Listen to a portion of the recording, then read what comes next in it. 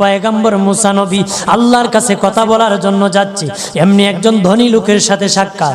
ধনী কয়, মুসা রে, ও মুসা, আমার এত ধন হিসাব রাখতে পারি না, আল্লাহরে জিগাইবানি কি করলে আমার ধন কমবে? মুসা নবী কয়, ঠিক আছে জিগাইব। একজন বৃদ্ধার সাথে একজন মহিলার সাথে দেখা। মহিলা কয়, মুসা কই যাও, কই যাও রে মুসা? মুসা নবী কয়, তোর পাহাড়ে যাব, আল্লাহর সাথে কথা বল। মুসা রে, আল্লাহরে জিগাইবানি, আমি গরিব মানুষ, আমি ভালো কিছু কিনতে পারি না, ছেলে মেয়েকে ভালো কিছু খাওয়াইতে পারি না, ভাঙ্গা ঘর, এত গরিব, ভালো করে ঘর বানাইতে পারি না, আল্লাহরে জিগাইবানি কি করলে আমার উন্নতি হবে, ধনী হব, টাকা পয়সা হবে, আল্লাহরে জিগাইবানি। আল্লাহ মুসা নবী কয়, ঠিক আছে, আল্লাহরে জিগাইব, তুমি কেমনে ধনী হইবা? আল্লাহ নবী মুসা নবী তিন রাস্তার মোড়ে যা দেখে একটা লোক বসে আছে, তার দুই হাত নাই, দুই পা নাই, দুই হাত নাই, দুই পা নাই।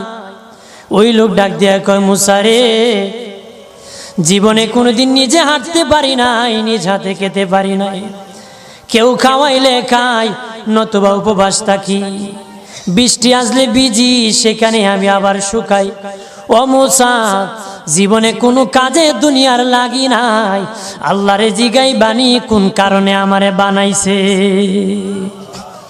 আল্লাহ কয়, জিগাই মনে। মুসা নবী কয়, আল্লাহরে তোর পাহাড়ে মুসা নবী, মুসা ছিল কালিমুল্লাহ, কথা বলার প্রেম ছিল, কথা বলতো, কথা বলার প্রেম ছিল। কথা বলতে বলতে শেষ দিকে আল্লাহ গো, আসার সময় তিনটা লোক আমার কাছে প্রশ্ন করেছে। একজন লোক হলো ধনী, কিভাবে তার ধন কমবে গো?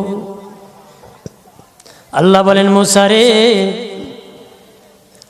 তারে জানায়া দাও যাকাত দেওয়া যেন বন্ধ করে দে, শুকরিয়া আদায় করা যেন বন্ধ করে দে, তাহলে আমি প্রভু আল্লাহ সুবহানাহু ওয়া তাআলা তার ধন কমায়া দিব।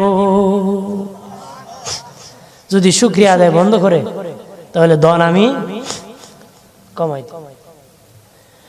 এরপরে মুসা নবী বলে, ও মালিক, আল্লাহ একজন মহিলা বলেছে তার গরিব মানুষ গরিবী হালত যায় না, যত ইনকাম করে, তার একটা ভাঙ্গা ঘর, ভালো ঘর বানাইতে পারে না গো।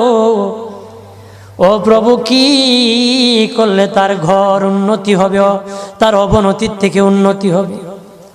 আল্লাহ বলেন, মুসা রে, মহিলারে জানিয়ে দিও, তারে আমি যা দিয়েছি তার উপর যেন সে শুকরিয়া আদায় করে।